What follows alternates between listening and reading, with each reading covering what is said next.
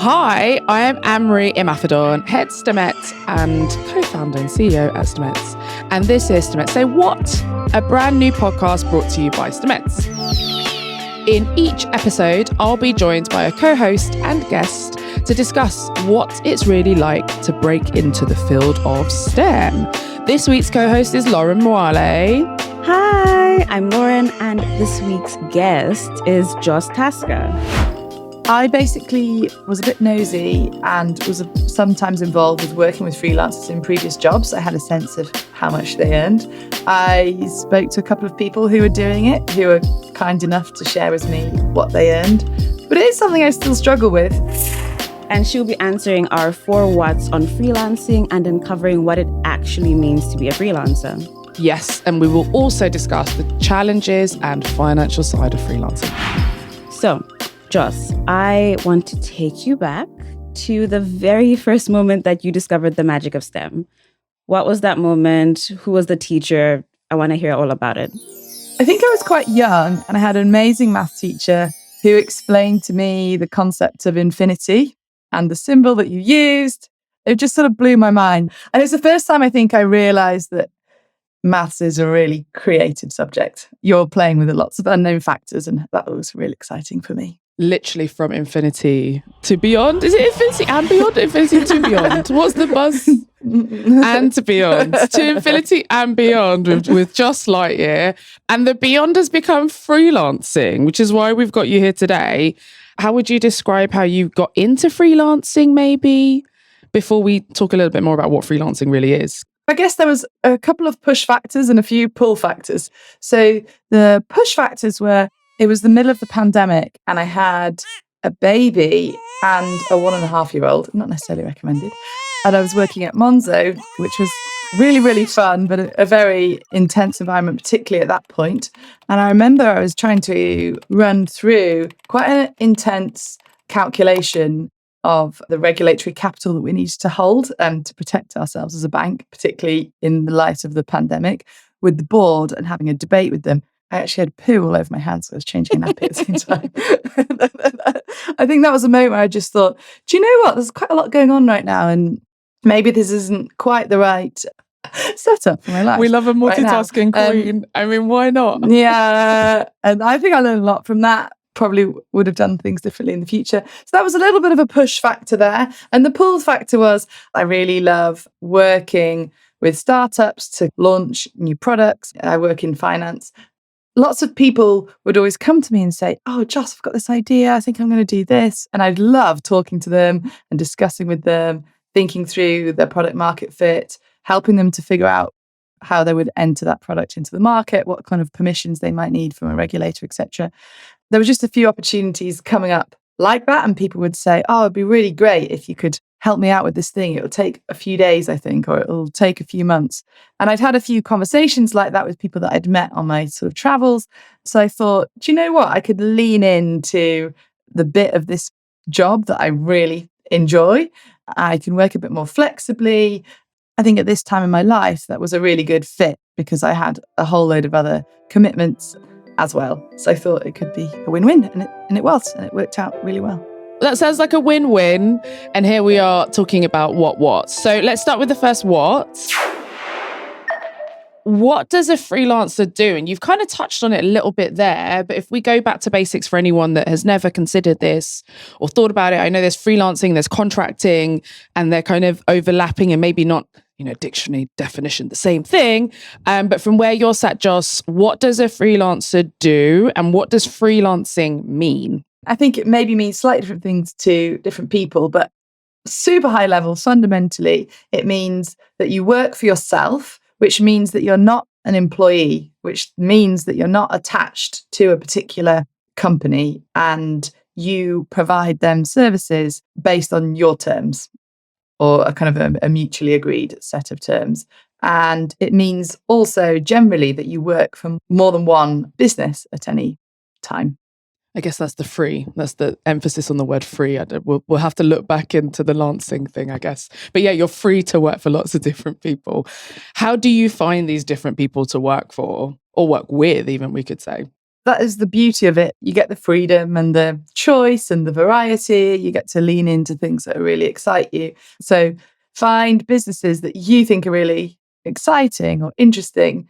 Just contact them, reach out to them on LinkedIn. I've done that a couple of times and it's been very successful. A lot of it is through word of mouth. So people that I've previously worked with come across challenges in their work that they think I can help with.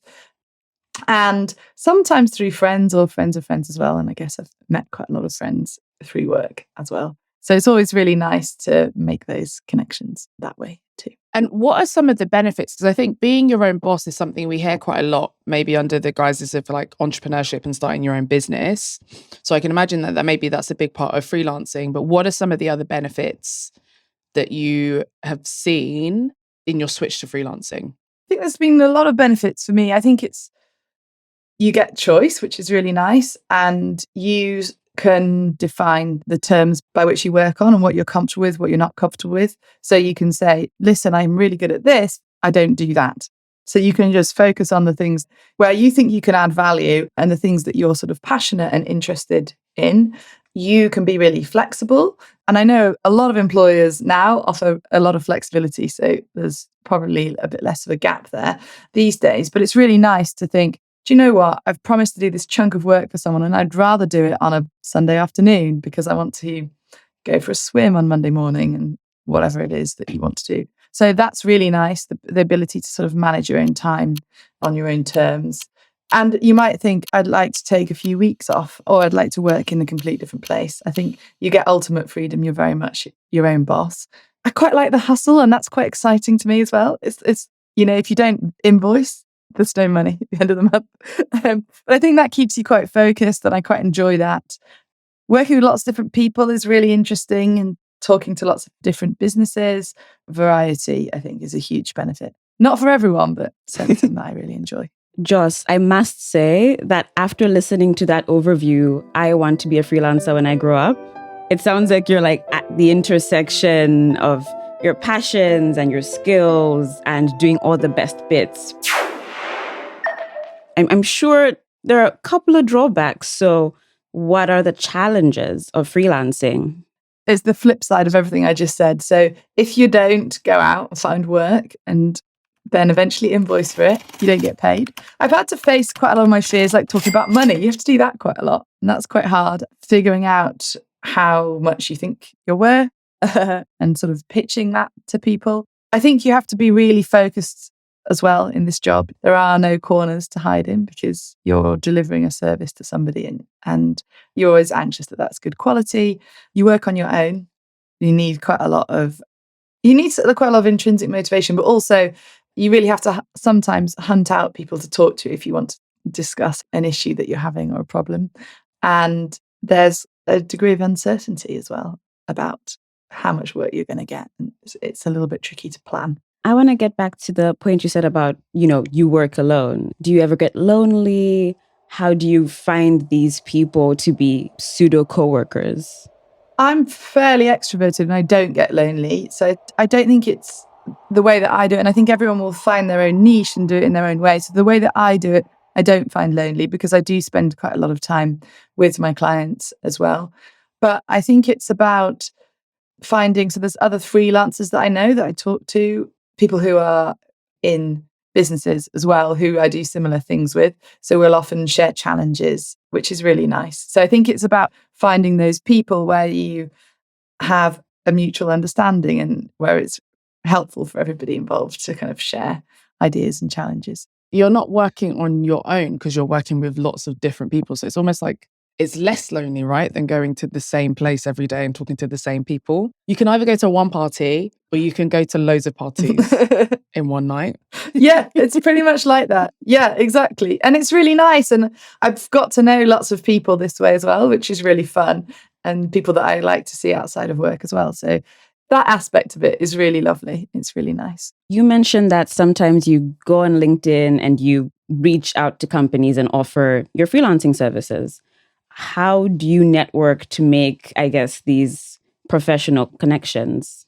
A lot of people I've met through work, people that I have worked with in the past have now gone on to set up their own business. And then, they might have been really junior at that point. And we might have just been 21-year-olds going for a drink after work together or running out for a cheeky bacon sandwich. And now those people have gone on to found their own businesses, and I'm able to support them with that. So that's such a privilege. A lot of it you don't realize at the time, but you're making some really, not only friends, but really great connections. Most industries tend to get smaller and smaller the longer you're in them. That's my main way, I think. Yeah, and on occasion, I have reached out to people on LinkedIn and said, oh, I see what you're doing there. It looks really exciting and interesting.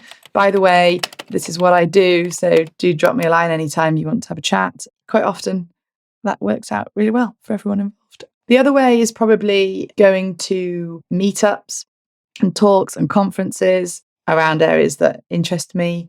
And I guess also just socially meeting friends of friends as well. That sounds absolutely lovely. I too would like to go to 10 conferences. It sounds great. Like, we started this out discussing drawbacks and it all just sounds amazing. But important question, given that you are seeking this work, seeking these contracts, what happens during seasons when there just is a little less work to do? I've been quite fortunate. I've been doing this for 2.5 years now, and I don't think I've ever had a particularly sort of dry patch. I almost have the opposite problem. I think I need to kind of step back a bit and streamline and really focus in on the things that I find most enjoyable and I'm probably best at doing. When you work for yourself, it's very hard to say no because you don't have that certainty. And also, if someone's recommended you, then you feel really flattered and you're like, oh, I feel I should do it. But I think sometimes, I probably have the opposite problem a little bit more.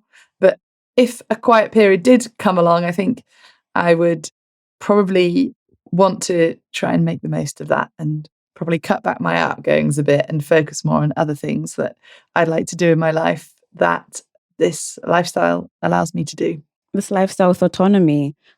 Given all this autonomy you have, how do you manage the workload with, it sounds like, and congratulations, you're getting all this incoming interest. How do you negotiate that with also enjoying the fact that you work for yourself and spending more time with your child and your family and friends? That's definitely a challenge. You need a really good diary management tool. I haven't quite found the perfect one, so I'll keep looking. Typically, for the clients I work with, I have a separate email account and a separate calendar and sometimes a different laptop. So bringing all that together in one place is really important so that when someone calls and says, oh, can we have a chat about this thing? I need to read across lots of different diaries to say, I've got a slot here or there. So there's that. I think, and actually I've stolen this from Michelle Obama, put yourself in your diary first. She was talking about it in relation to starting a new job. But when you come into a situation, make sure that before you add anyone else's time in, add your own time in. So I put into my diary the holds for when I take my children to school every morning, or they have take them swimming on a Thursday afternoon, or whatever it is. Or maybe for other people, it's really important to me that I do this gym class, or I meditate at this time, or whatever the things are that are really important to you. Put yourself in your diary first and then work backwards from there. And I think that was fantastic advice. What is your work situation like? Do you hot desk? Is that worth it for you? Do you mainly work from a home office? Are you a Starbucks regular? What's your preference? I tend to either work from home or from a client's offices. I know people that do work for themselves that do hot desk. For example, my brother, he lives in a small flat and has a couple of young kids, so he has a hot desk nearby. That's perfect for him, and he's made friends with the people he shares a studio with, and that's a really nice. So he's a naval architect, and he sits next to an artist and a couple of women who are set up their own graphic design company, for example. And that's just a fun environment, and I think he really enjoys that. So I think it depends on your situation. If I didn't have this little tiny room in my house that I can use, I would definitely hot desk. I think it's really nice to have a little spot where you can focus and that feels a productive space for you to be in. I think it is a good option to explore, though. If you are freelancing, because you're not working on your own projects or for yourself, is there that capacity always for folks to let you come in and use their space, especially as it's just you, right? One more person at a desk isn't really going to break the bank, right, or change things up. So I think that's definitely a nice one because then you don't have to invest in a hot desk necessarily, right? Yeah. But one more thing to note about that, when you work for yourself, you're almost running a little mini business of your own, and your expenses you can claim back against tax. So the cost of the hot desk to you is not what it's advertised at, because you can pay for the hot desk before you pay tax on your earnings. So it's not a sort of as prohibitive or scary a cost as it might seem. Speaking of getting paid, Archana K submitted this question and they're wondering, what's the consistency of getting paid? I've heard from some of my friends who freelance that it's a challenge. How would someone deal with this? It is a bit of a challenge. One thing that you can do is invoice consistently and then give on your invoice. Well, I send it out of an app called Xero, which is great, which is linked to my bank account. But essentially it says, this is how much you owe me and this is when I'd like you to pay me and this is how to pay me. And so what I tend to do is at the end of every month, or sort of the beginning, very early in the next month, I look at all the work I've done over the month and I invoice everybody then, and then I give them 1 month to pay. So theoretically, I get paid around the same time, 30 days later. So you can kind of line that up. And I think most businesses work on a monthly accounting basis. So typically their accounts team are ready to pay all the services out and the salaries for their staff and all their other costs at the end of the month. On a good month, that's how it works. I actually had one client who went bust, which I think is going to happen, isn't it, in the startup world? So they've not been able to pay my invoice. I think that's definitely something to consider, and also something to price in. There's always some risk there. Gosh, that's unfortunate. The drama. Yeah. So let's talk more about finance. There's quite a few things to explore on this. And I think it's nice that we touched on expenses just then, because I think that definitely is a big part of the kind of freelancing bit that you maybe don't have as much, when you're not freelancing. But I think the big question probably on everybody's lips and in everybody's minds at this point is, how do you know how much you're going to charge? How do you know what to put on the invoices? How do you value yourself? Where do you start? Where presumably do you end? Like, how is that something that you get to know? How long is a piece of string, really? I guess is the same question I'm asking. I don't know. I think young people, and probably women as well, we probably need to check ourselves and make sure we're valuing ourselves appropriately. I basically was a bit nosy and was sometimes involved with working with freelancers in previous jobs. I had a sense of how much they earned. I spoke to a couple of people who were doing it, who were kind enough to share with me what they earned. But it is something I still struggle with. The best way I can think of it is try and keep a sense of what your market value is. Another great way of knowing what your market value is, whether or not you're a freelancer, is to talk to recruiters and ask them. You can call any recruiter anytime and they will be delighted to talk to you, because that's what their job's all about. And no doubt if you're listening to this podcast, you're very much an in-demand person and there'll be lots of recruiters who'll be desperate to speak to you. That is a two-way relationship. So you should definitely ask them, what are the salaries looking like in this sector or that sector? Even if you're looking at different jobs, just call up a recruiter and have a chat with them.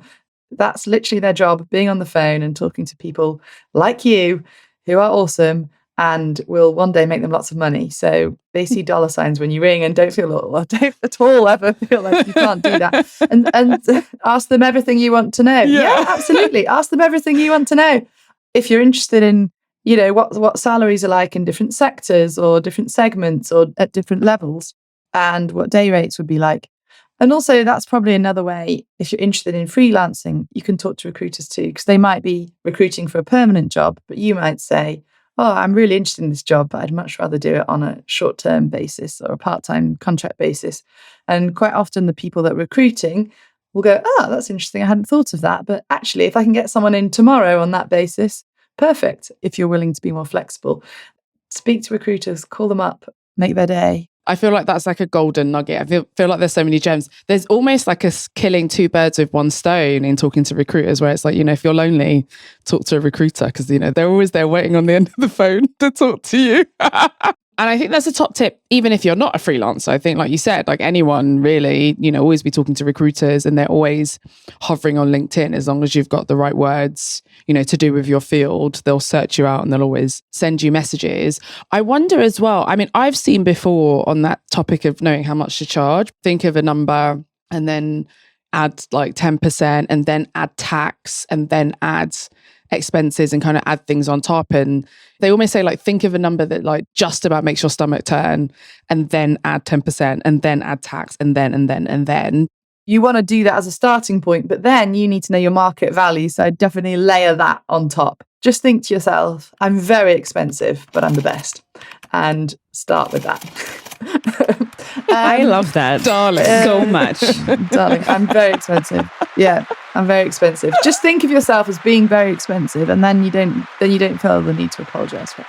And sometimes that's the other thing to do. Just make sure that on an ongoing basis, you're giving yourself a pay rise. You deserve it. Give yourself a pay rise. It's brilliant.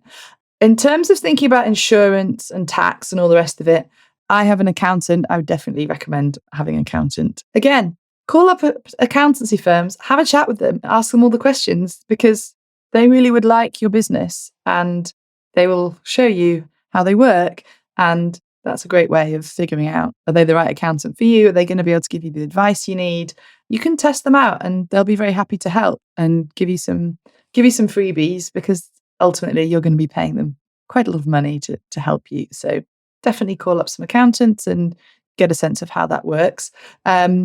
So my accountants will help me with my tax. In terms of insurance, I recently just increased the amount of cover my insurance covers me for. So the way that the insurance works, so it's professional indemnity insurance, which basically means if you make a mistake in your job and that costs your client lots of money, and they come to you and say, you completely ruined this thing. So this is a real doomsday scenario, and I don't mean to put anyone off. And then they come to you and say, we'd like you to pay us back because it's cost us lots of money and it was a problem. You would like to have some insurance that will cover you in that situation. So the insurance will pay. And the limit or the level that they'll pay out to is usually capped. So when I started, I think I started with a cap of about £250,000, which is a lot of money. And I thought that would probably be adequate. Then I've started to work for bigger clients who've got very large businesses. So I did a little bit of work for Amazon Pay and doing some work for Travelex, for example, who are a very large global business. What I tend to do now is ask them, do they have a limit? They might push you and you can always negotiate it, but sometimes they have a hard limit. And so it's nice that that's sort of agreed in advance so that they know what your limit is. And then they won't be able to come at you for more money than your insurance is going to cover you for. The other thing to look out for is the excess for your insurance. So the excess is how much you have to pay. You can make it zero, but then the insurance will cost you more on an annual basis. So try to find that balance between how much cover do you think you need or would you like to have? Part of it just is some sort of psychological safety for you as well. But yeah, so have a think about what sort of level of cover you would like to have. And then you can go to an insurance broker and talk to them. So you can just literally Google business insurance. Again, pick up the phone, have a chat with them, tell them what you're doing, ask for their advice. They want to sell you insurance. This is a bit of a theme, isn't it? We should definitely kind of add a disclaimer to say we're not insurance or accounting specialists. Yes, so don't take no advice directly from here. what we've said. Yeah. I think it's definitely as well, it's like prepare for the worst and hope for the best. I was actually going to ask for recommendations. So someone who's like new to freelancing and doesn't yet have the money to invest in an accountant, do you have like an app or an online platform recommendation for them to do the budgeting and the invoicing and that stuff? I would suggest that you go and set up a different bank account so that you can keep your working account separate. And then it's going to be much easier for you to pull the data out of your bank account so you can see what's going in, all your lovely invoices being paid, what's coming out. What you want is to be able to sort of merge that data out of your bank account so that you can do some basic calculations with it to figure out what your tax might be. And I think it is something that sending an invoice is one thing. Even the fact that you have to keep some of the tax to the side. I've had to do this before for lots of different things I do outside of Stemettes. And you get taxed months ahead, which is very different from, pay as you earn. So there's all these little things to kind of keep your eyes out for as you become a freelancer, the tax thing, the pension thing as well, and all of that. Yeah. And that's another reason why you want to keep all your business money in a separate account. And you don't want to be moving it all into your running account all the time. So just be a bit conservative and think of that as its own pot and think about all of the expenditure you might have.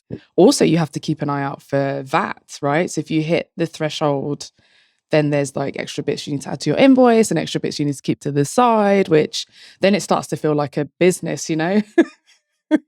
So if you earn, basically, if your earnings, if your incomings exceed £85,000 in a rolling 12-month period, you need to pay what's called value-added tax. It's quite a weird thing, but essentially what you're doing is performing a tax collecting service for the Inland Revenue, for HMRC. So what you have to do is add 20% to all of your invoices, and then you've got to pay that 20% on a quarterly basis over to HMRC, unless you have any expenses which you can claim back against it. I have very few because I don't have very many outgoings. If I was running a shop, I'd be buying stock and then, paying for my business premises and all the rest of it. But in fact, my outgoings are and my expenses are very small. I expense things like my lunches or my travel and my computer and some of my phone bill and things like that. A little bit of my house expenses because I work from my home. But other than that, they're very small. So essentially all of the VAT that I collect, so that 20% that I add to each of my invoices, I just pay it directly over to HMRC. Definitely want to talk to your accountant and to everybody. Just always be on the phone as a freelancer. I think that's what we've learned. I think the other thing I wanted to add in, so I do a lot of stuff on kind of future of work, and I think it's definitely something that I know more people are considering, but it's definitely one that more people are seeing as a viable option. I remember when I graduated ages ago, loads of folks were like, "Oh gosh, they become a contractor. Oh no, what went wrong?" Whereas now it's like, no, that's like going to be the way. It gives you a lot of skills that are transferable if you aren't a contractor versus if you are, but also like that's going to be the way that we engage with work. So if you look at like gig economy and lots of other things that are going on now that are really normal in society, all of that falls under this banner. And so, yeah, why wouldn't you be a STEM freelancer? I feel like it's missing quite a lot from our discussions we have about the STEM field in general. Anyway, so that's that. That's a little bit, it is now part of success. It's one of the defined pathways you can have to success. Lauren, for our fourth and final what? What is the fourth and final what, Lauren, for Joss? Big, important question. What are your markers for success as a freelancer? And for yourself personally, of course. I think it's changed over time, but right now I think it's, do I feel happy? Do I feel motivated? Am I enjoying my life and my work? And yeah, I think I am. Yeah, I feel that I am contributing positively to businesses that I believe in and that I'm excited about. And that gives me a good deal of satisfaction. And that makes me happy. I'm so happy for you. Wow. I do wonder. So when you leave a company and you no longer have like, I'm at this level and then I have a promotion and then I have a bonus and those, external validators. For someone considering freelancing, what advice do you have about like reframing what validation might mean? I think this freelancing job is much easier if you have reached a certain level of seniority in your job or a certain niche where you've got something that's valuable to other people to offer. But I don't think there's anything more valuable than your sort of happiness, especially if you've been in an environment that's quite stressful. The value of having a work life that is exciting and fulfilling and that makes you feel happy. I wouldn't do freelancing really just for the sake of it. I would do it for your own reasons and because it works for you and it allows you to contribute in a way that is productive for you and hopefully for the people that you're working with as well. Well, now that you manage yourself, receive these contracts, how do you manage a good work-life balance? The first thing to do is have a think about what are the early warning signs that tell you that you need to take a step back or do things slightly differently. So for me, it's stuff like I'm not sleeping as well, or another one I've just recently noticed is quite often when I take my children to school if we're on the bus, if I just don't feel like having a conversation with them because I'm just like, oh, that tells me like, do you know what? I've probably got too many things on. I need to take a step back. I'm not doing what I set out to do, or my goal is to be more available and to be more present. And at this moment in my life, and I think it'll change, you have moments where you really want to be fully engaged and you want to wake up thinking about nothing else but your work because you're so committed to it and you're really excited about it. And I think that's wonderful too.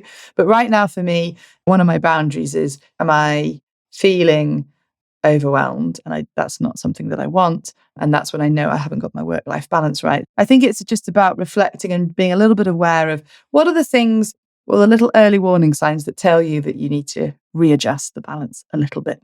And then I work backwards from there, or try to. So someone submitted a question kind of about and around what you were just saying. Do you try to follow a set work week? Is it a lot more flexible than that? And of course, does this vary with the amount of work that you have on your plate? And this question was submitted by Shona S. I don't, but I think if that's important to you, I think that's a really healthy thing to do. I tend to work 2 weeks in advance, more or less. So I just sort of block out in my diary what I'm doing, but it doesn't look the same every week at all. I did do that right at the very beginning because I had limited childcare. So I had to work in these particular pockets of time, and the rest of the time I was with my very young kids. And that works fine too, because you just say, well, I'm available these times and not other times. And if it doesn't work for someone, that's fine. And that was nice because it gave me the comfort that I wouldn't be needing to work outside of the times when I was available to. But now I much prefer to have a little bit of flexibility baked in as well. For example, I've just yesterday afternoon, most of the day I didn't really do much work. I was with my husband's grandma, who's 93. She's over from France, and I wanted to spend some time with her, and she wanted to go to some charity shops. That's what we did. And it was really nice to be able to say, do you know what? I really want to spend some time with her. It depends on what you want. And I think that's the nice thing about contracting. You can theoretically set the terms of how you work and when you work. Thank you, Joss. I mean, that's been the theme the whole way through, from going swimming on a Monday morning to being in other folks' offices to, the insurance side of it and being insured against what you work. It's been such a pleasure and so knowledgeable. It's been an education, I think, talking to you today. Before you go, can you tell us what's the one key bit of advice that you'd give our listeners that you haven't already squeezed into this whole conversation so far? People will remember how you made them feel. And someone told me that quite a while ago, and I was very grateful for that advice. And to me, it means when you engage with somebody, they're not obsessed with your delivery, for example, or the what. Sometimes it's just as much about the how that you do things. And sometimes something's really frustrating to you and it's really annoying, but actually those people won't necessarily remember that your document was perfect. They might just remember the process of working with you and how that made them feel. Thanks for the amazing advice. I immediately have 5 things that I'm going to do right after this recording. So Joss, important question, please. Where can all of our lovely listeners find out more about you and the work that you do? You can find me on LinkedIn. I'm Joss. I'm Jocelyn, and then in brackets Joss, because my name is Jocelyn, Jocelyn, but I call myself Joss, Joss, Tasker, which is Tasker. Look me up on LinkedIn. I have a policy of accepting every single LinkedIn request that I get. I highly recommend it to you, particularly if you want to go into contracting. Send me a message anytime. I'd love to hear from you. I'm always interested to talk to people that are thinking about branching out. I love sharing because it's worked well for me, and I'd like to support anyone else who's interested. Also, if you're interested in fintech, get in touch with me. I'd love to hear from you about that. Or renewables. I'm very passionate about renewable energy. I do a lot of work with Octopus Energy. So yeah, we'd love to hear from you. Let's talk. Feels like a whole nother 2 podcasts there, Joss. But thank you very much for your time today. And thank you very much to my co-host, Lauryn Mwale. You have been listening to Stemettes Say What, a podcast brought to you by the Stemettes. To find out more about Stemettes, visit stemettes.org. That's STEMETTES.org. Or you can find us on Twitter, Instagram, LinkedIn, TikTok, and YouTube via the handle Stemettes. Also, don't forget to subscribe to the show so that you get the latest episode of Stemettes Say What in your feed as soon as it's released. And, while you're there, leave a review and tell us what you thought. I'm Lauryn. And I'm Anne-Marie Imafidon. Bye for now. This podcast is produced by Unedited.